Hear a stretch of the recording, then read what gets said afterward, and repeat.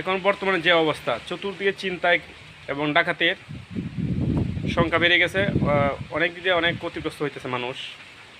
এখন রমজান মাস চলতেছে, মানুষ পুরুষ যখন সবাই মসজিদে চলে যায় নামাজ পড়ার জন্য তারাবির, তখন বাসা ফাঁকা থাকে।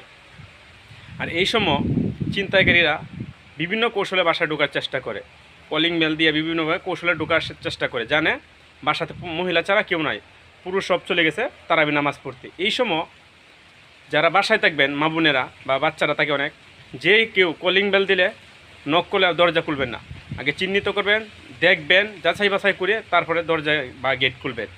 আর যারা নামাজে যাবেন তারা আপনারা মোবাইল নিয়ে যাবেন এবং ফোন দিয়া শিউর হয়ে তারপরে আপনার বাসায় ঢুকবেন। এভাবে সতর্ক থাকতে হবে। আর পরে তারাবি নামাজ পড়ে আপনারা লেট করবেন না, বসে থাকবেন না, রাস্তাঘাটে দোকানে চা স্টলে বসে থাকবেন না। কারণ আপনি যখন আসবেন তখন দেখা যাইতেছে সবাই চলে গেছে, রাস্তাঘাট নীরব হয়ে গেল, আপনি আসতেছেন, হয়তো আপনাকে ছিনতাইকারী বা ডাকাতরা আপনার অ্যাটাক করতে পারে, আক্রমণ করতে পারে। তা থেকে আপনারা সতর্ক থাকবেন। আর বাসার মা বোনেরা সাবধান, সতর্ক থাকবেন। যে কেউ আসলে কলিং বেল দিলে বাট দরজা নক করলে দরজা খুলবেন না, আগে চিহ্নিত করবেন, দেখবেন, তারপরে খুলবেন। ইনশাআল্লাহ সবাই সতর্ক থাকবেন, ভালো থাকবেন।